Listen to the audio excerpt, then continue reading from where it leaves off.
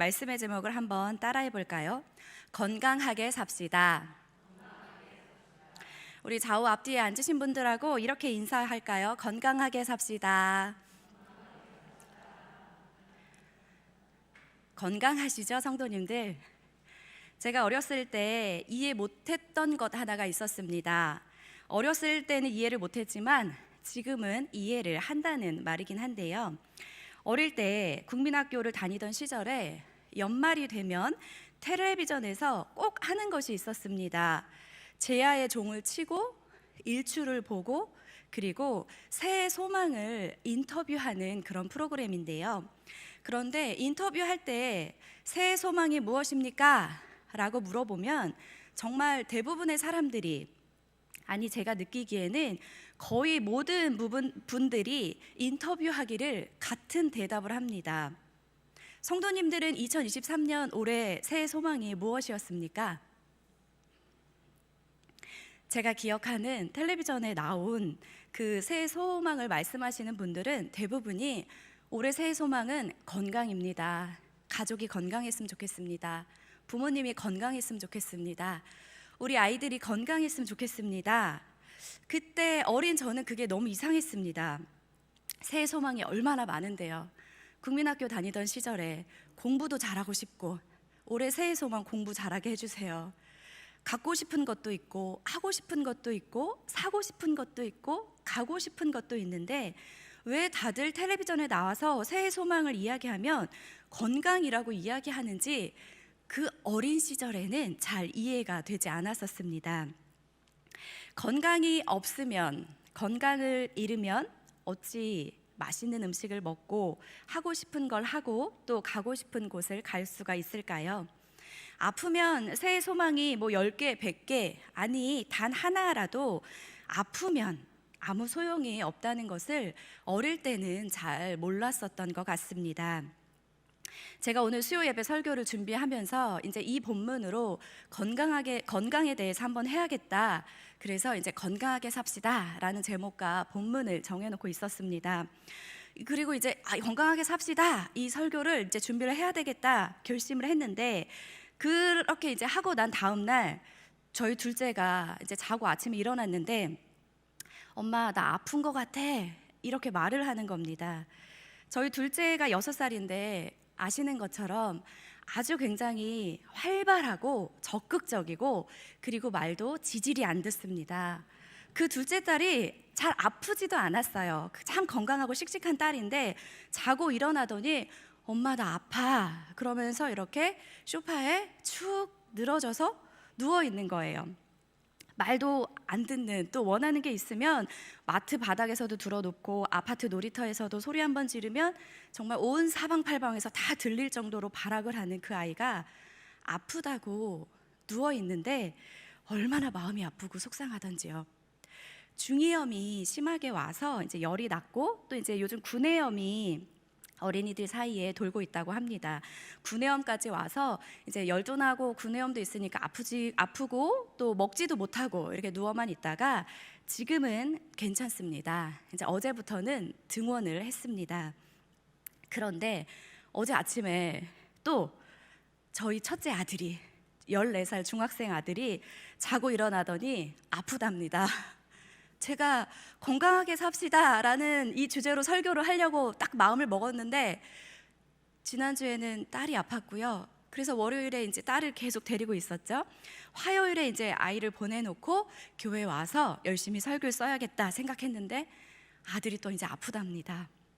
그래서 아침에 일찍 선생님에게 아파서 학교를 오늘 못 갈 것 같습니다 라고 연락을 드려놓고 저는 아침에 이제 교회에 와서 출근을 했다가 중간에 다시 집에 들어가서 아이를 데리고 병원에 갔더니 이제 열이 39도가 넘어가면서 내려가지 않으니까 이제 이 아이가 아팠던 거예요.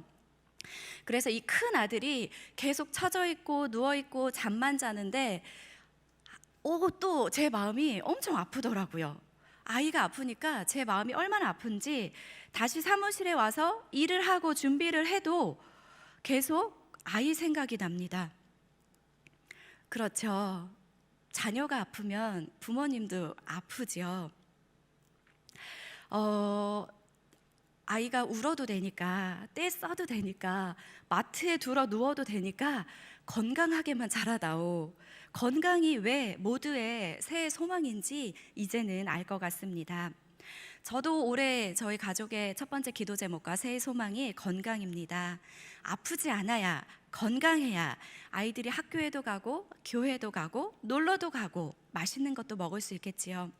제 건강을 위해서도 기도해 주시는 성도님들이 많으시다는 거 잘 알고 있습니다.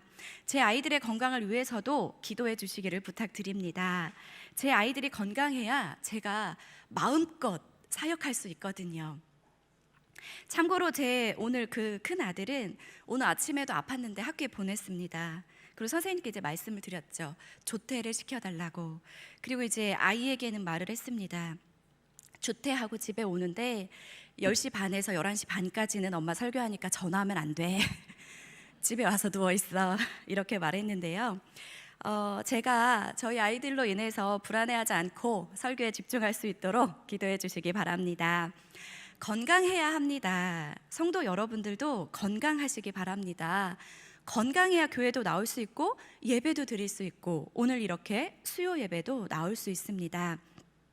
오늘 설교의 제목 다시 한번 따라해 볼까요? 건강하게 삽시다.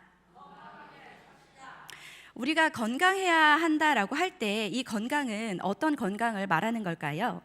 이 건강하다라는 이 건강의 개념이란 단지 질병이 없고 허약하지 않을 뿐만이 아니라 신체적, 정신적 그리고 사회적 안정의 조화를 이룬 상태를 우리가 건강하다라고 말합니다. 그러니까 건강하다는 것은 개인의 생활과 그리고 본인의 지금의 나이, 연령, 활동과 처해 있는 모든 상황에 따라서 적극적이고 능동적으로 대처할 수 있는 또 그 상황 속에서 만족하고 편안하고 행복한 상태를 누리는 것을 우리가 건강하다라고 합니다. 그래서 건강은 우리가 신체적 건강, 그리고 정신적 건강, 그리고 사회적 건강 이렇게 나누는데요.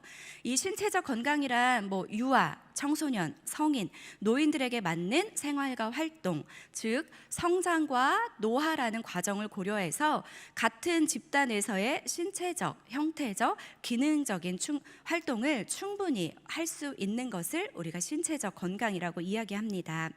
아이들이 태어나면 영유아 건강검진이라는 것을 개월수에 맞춰서 하게 됩니다.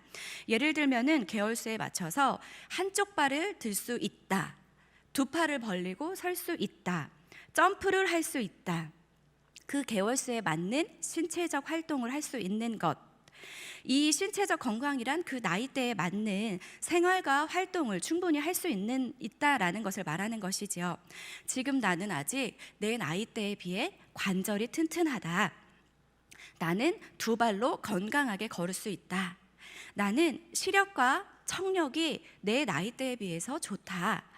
이게 바로 신체적 건강인 것입니다.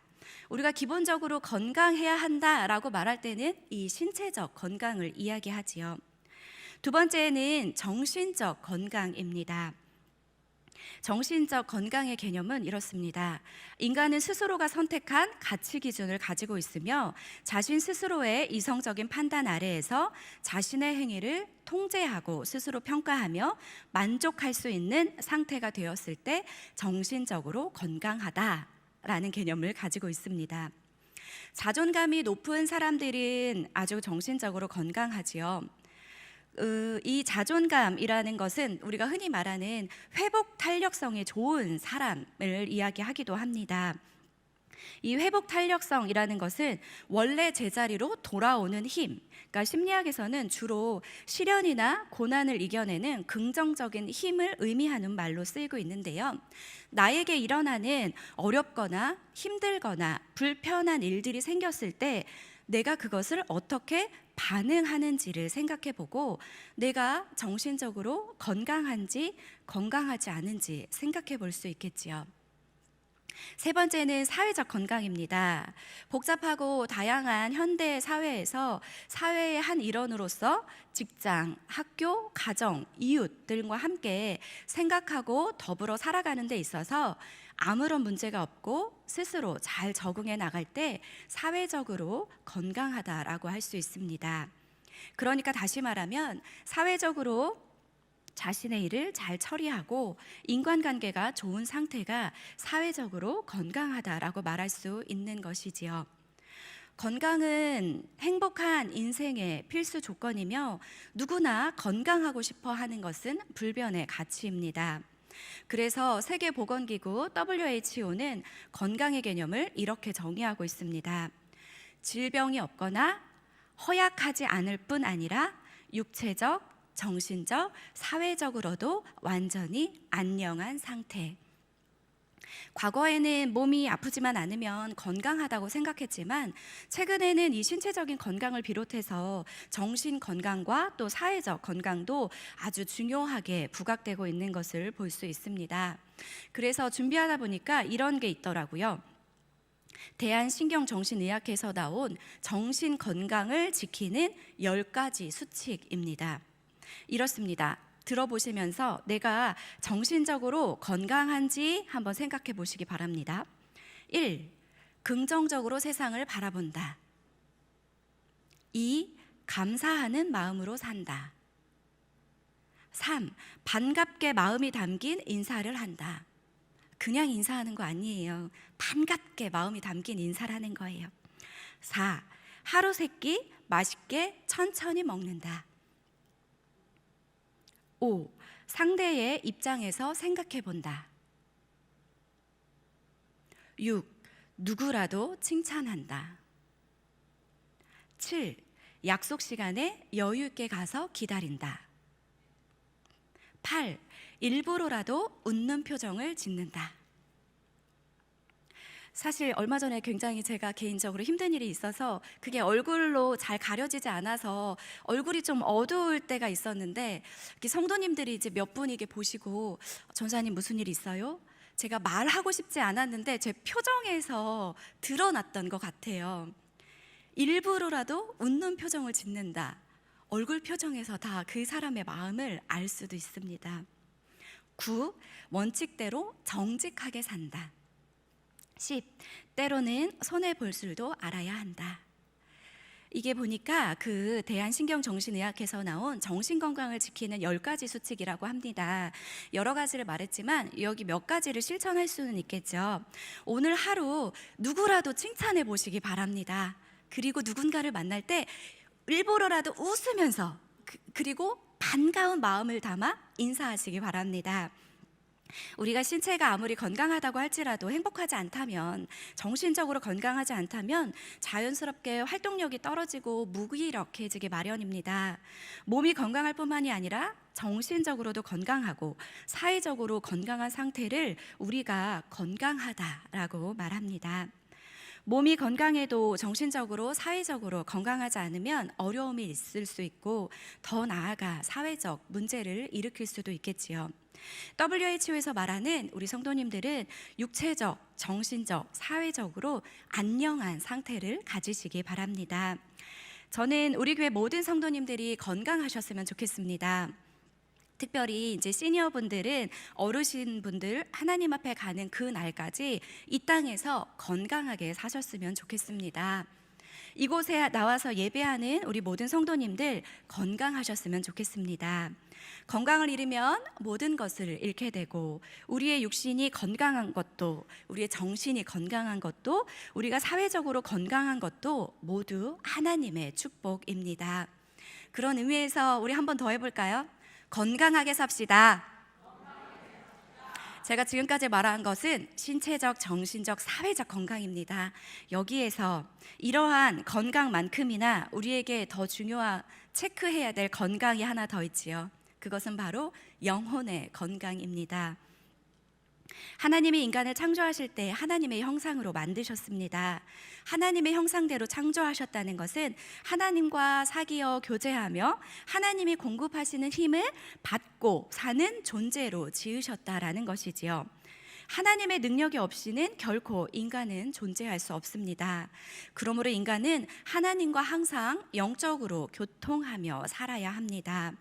그 기능을 하는 것이 바로 영혼입니다.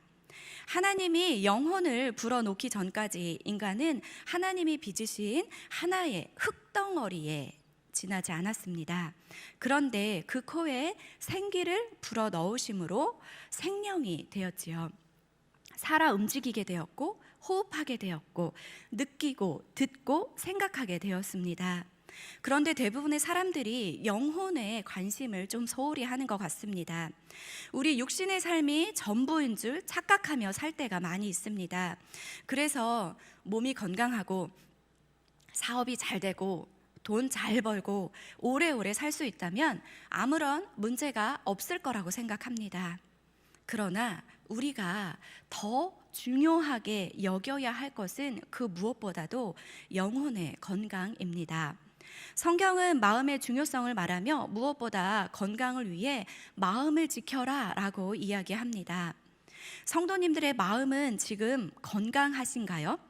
지금 우리의 영혼은 건강한 상태인가요? 이 영혼의 건강 수치를 알려면 우리가 얼마나 하나님을 즐거워하는지 생각해 보면 됩니다. 영혼이 건강한 사람은 하나님을 즐거워합니다.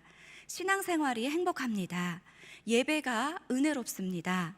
그리고 하나님께 대한 기대로 항상 흥분이 됩니다. 그러나 영혼이 병들면 하나님과 함께하는 것이 즐겁지 않고 부담스럽습니다. 에덴 동산의 행복은 아담과 하와가 하나님을 기뻐하고 즐거워하는 것이었습니다. 하나님과 동행하는 것을 좋아했습니다. 하나님이 주신 자연을 이렇게 돌아보면서 하나님을 만나고 그곳에서 행복을 느낄 수 있었습니다. 그러나 아담과 하와가 사탄의 유혹에 넘어져 선악과를 따먹고 난 다음에 영혼이 다친 다음에는 상황이 달라졌습니다. 하나님의 발자국 소리가 들리자마자 그들은 낯을 피하여 나무 뒤로 가서 숨었습니다. 하나님이 함께 계신 것이 불편해지기 시작했습니다. 하나님이 귀찮아졌습니다. 그래서 아담과 하와는 피하고 숨고 핑계하게 되었지요. 우리의 영혼이 병들면 우리의 신앙에 이러한 현상들이 나타납니다. 교회 가는 것이 즐겁지 않습니다. 예배가 지루하게 느껴집니다. 마음이 다른 곳에 가 있습니다. 하나님을 찬송하는 것이 귀찮아서 목소리를 높여 부르지 않고 입만 벙긋합니다. 귀에 들려오는 설교가 마음에 꽂히지 않고 귀에 웅웅거리는 소리로만 들립니다. 봉사가 즐겁지 않습니다. 하긴 하는데 입에서 불평이 나고 짜증이 납니다. 마치 광야의 이스라엘 백성들처럼 질질 끌려다니는 삶을 삽니다. 그리고 모든 삶이 혼란스럽습니다. 이것은 아주 영혼이 심각하게 병들었다라는 것이지요. 사랑하는 성도님들, 지금 성도님들의 영혼은 건강하십니까? 성도님들의 영혼이 건강하여서 올바른 믿음으로 하나님을 바라보고 그 안에서 참된 행복을 찾기를 축복합니다. 그러기 위해서 우리가 노력해야 될 것이 있습니다. 우리가 육신의 건강을 위해서도 노력하지요. 운동도 하고 보약도 먹고 비타민도 먹고 음식도 가려 먹고 하는 것처럼 우리의 영혼을 돌보기 위해서도 우리는 많은 노력을 해야 합니다. 아니, 집중적인 노력을 해야 합니다. 어떻게든 우리의 영혼의 건강을 지켜야 되겠지요. 그렇다면 이 영혼의 건강은 어떻게 하면 지킬 수 있을까요? 두 가지로 준비했습니다.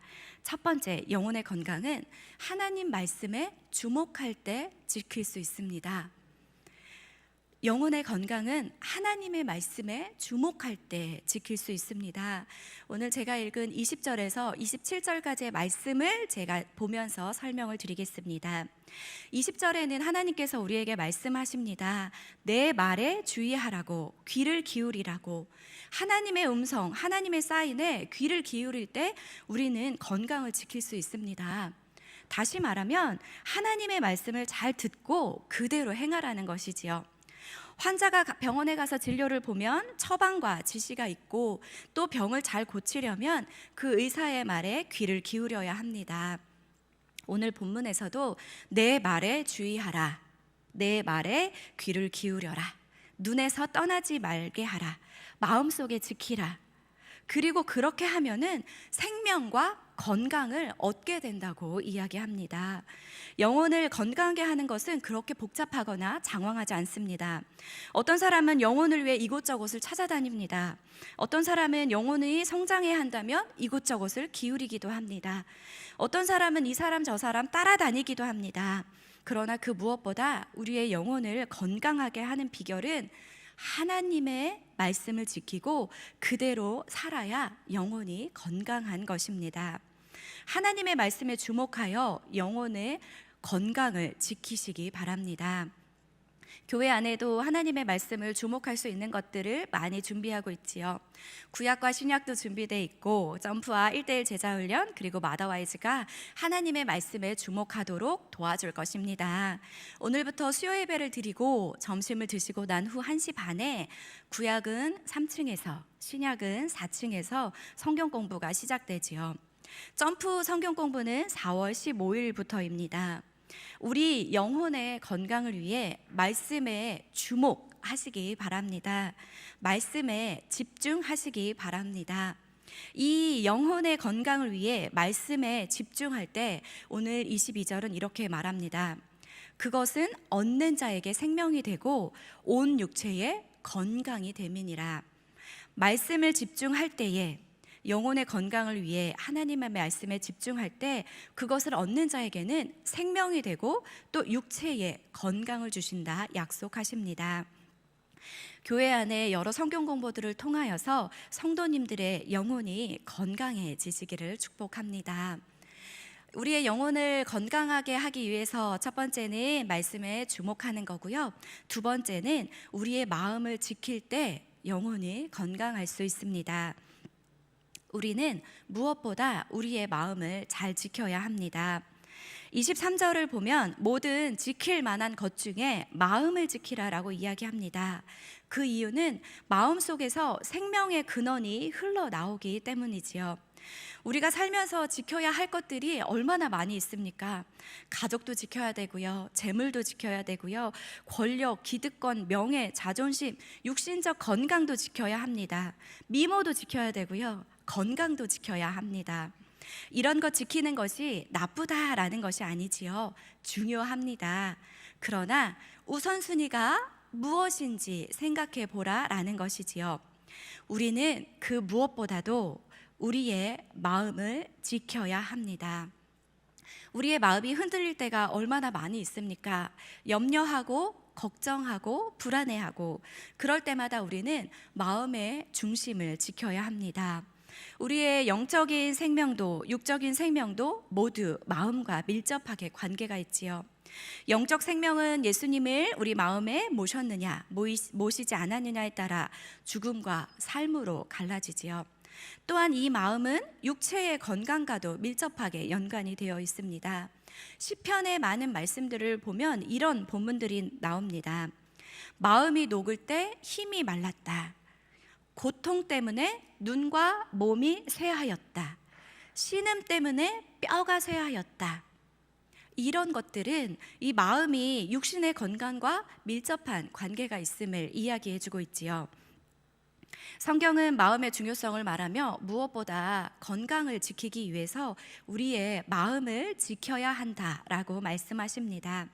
사탄은 끊임없이 우리의 오감각을 통하여서 우리의 마음을 오염시키려고 합니다.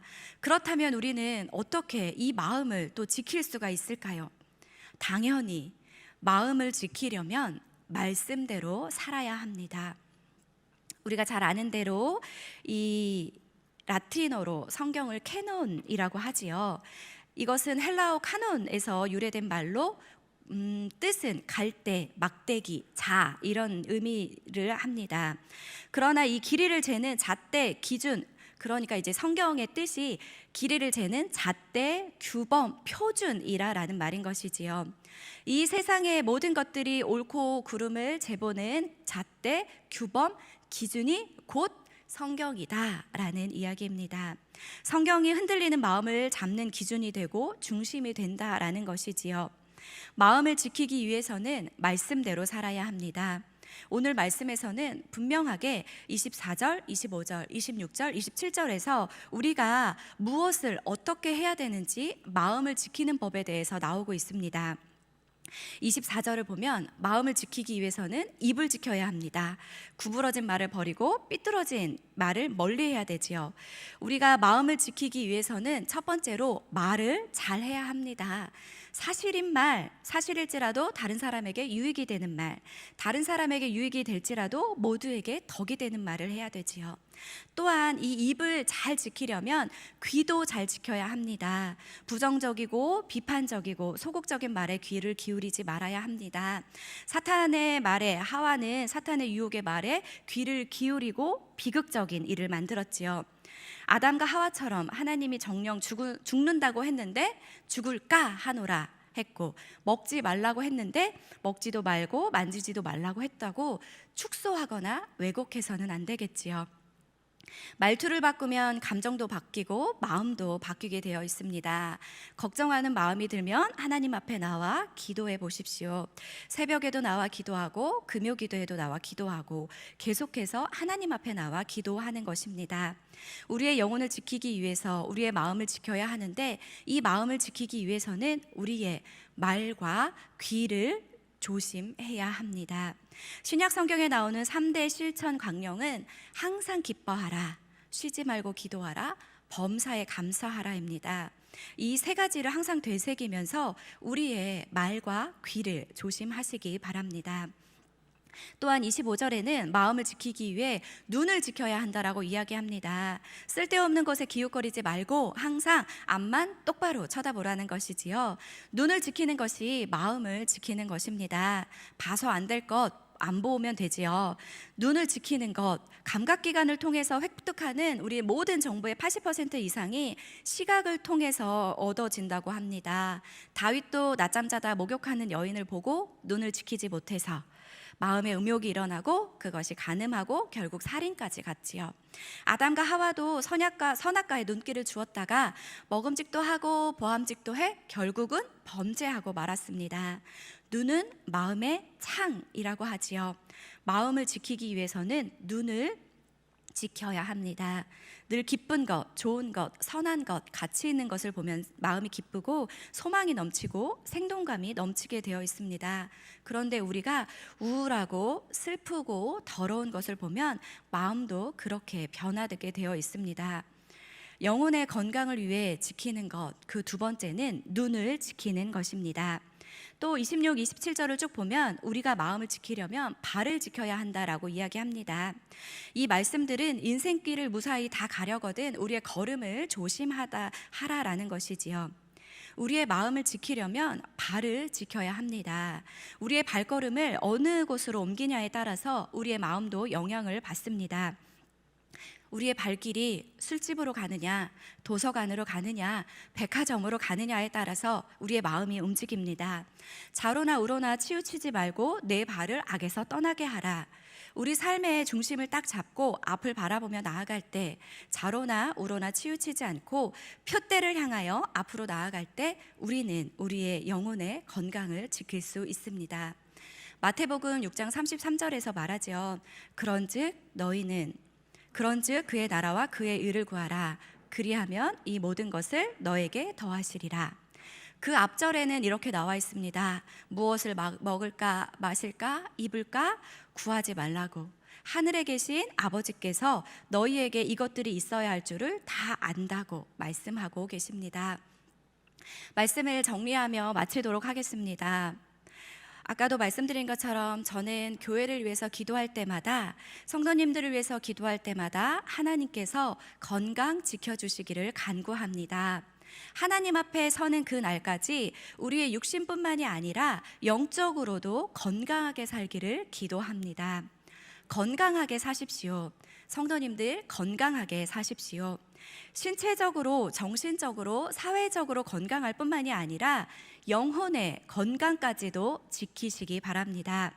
특별히 우리 영혼의 건강은 하나님 말씀에 집중할 때 지킬 수 있다라고 했습니다. 우리의 영혼의 건강은 마음을 지킬 때 건강할 수 있다라고 했습니다. 그 마음을 지키기 위해서 우리의 말과 귀와 보는 것과 발을 조심해야 한다 했습니다. 눈으로 하나님을 바라보고 귀로는 하나님의 말씀을 듣고 입으로는 하나님이 기뻐하시는 일을 행하는 것이 우리 영혼의 건강을 유지하는 비결입니다. 영혼의 건강이 곧 신앙이고 그것은 하나님 말씀에 주목하여 마음의 중심을 지킬 때 가능한 것입니다. 건강하게 삽시다. 성도님들, 신체적으로도 정신적으로도 사회적으로도 그리고 영적으로도 건강하게 사시기 바랍니다. 그러기 위해서 몇 가지 실천해야 될 것들, 생각나는 것들 있으시지요? 반갑게 인사하시고 또 오늘 누구에게나 칭찬하시고 또 신체적 건강을 위해서는 때로는 우리 날마다 산책도 하고 또 운동도 해야 되겠지요. 성도님들의 날마다 삶이 오늘 예배하시는 예배드리는 모든 성도님들의 삶 가운데 영혼의 강건함으로 하나님의 인도하심과 사랑을 충만하게 누리시는 성도님들 되시기를 축복합니다.